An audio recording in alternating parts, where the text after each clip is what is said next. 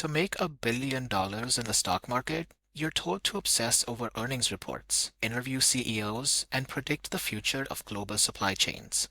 The most profitable investing machine ever built ignored all of that. Jim Simons was a theoretical mathematician who never took a finance class. He focused on the most abstract geometry, a field he considered the most impractical kind of math. He didn't even care for business, yet he built a fortune that left veteran Wall Street investors staring in disbelief. As detailed in the book The Man Who Solved the Market, Simons and his team of scientists bypassed traditional research. They were crunching statistics and turning tasks over to machines 3 decades ago, long before these tactics were embraced in Silicon Valley. You don't need a supercomputer to use his methods. By looking at how Simons solved the market's age-old riddle, we can extract 5 principles for making decisions when the stakes are high and the data is noisy. Simons' firm, located in a sleepy Long Island town, hired mathematicians and scientists who knew nothing about investing. By ignoring the established experts and treating the market as a purely mathematical system, they began to see structure where everyone else saw chaos. In this system, you don't need to understand the fundamental why behind a pattern to profit from it. Early on, Simons grew exasperated when his program recommended trades that defied logical explanation. He called it a black box. But his colleague, Rene Carmona, insisted that human intuition was the problem, not the code. He told Simons, "Just follow the data, Jim. It's not me, it's the data." This works because markets are not perfectly efficient machines. They are driven by humans prone to cognitive biases that lead to predictable panics and bubbles. The firm's researchers often joked that their profits came from taking money from amateur dentists. As executive Nick Patterson put it, they were mediocre traders, but their system had an edge because it never gets into fights with its girlfriends, the kind of emotional distractions that cause patterns in the market.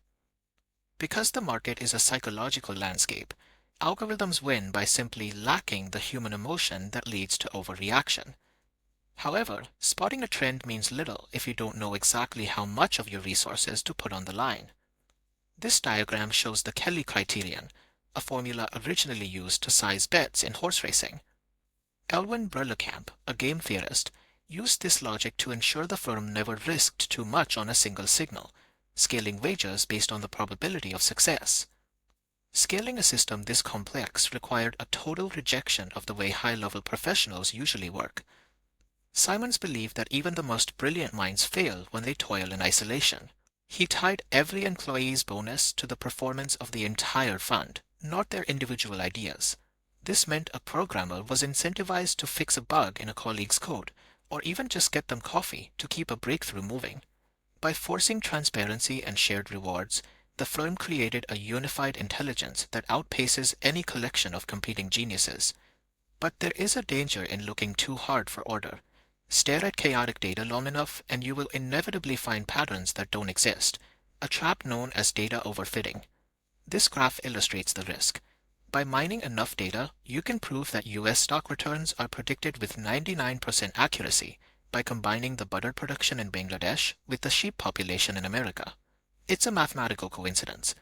Constant, rigorous testing of baseline assumptions is the only way to distinguish a predictive signal from random noise. Trust the data over your stories. Identify the emotional bias of others.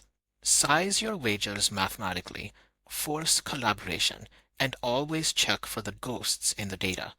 Think about the last major life decision you made. Was it driven by an objective pattern, or were you just reacting to the noise of the moment? Tell us the title of the next book you want us to deconstruct in the comments below. Whether you are trading billions or just navigating your day, recognizing your own predictable biases is the first step to overcoming them. If you like this video, please like, share, and subscribe to the channel for more.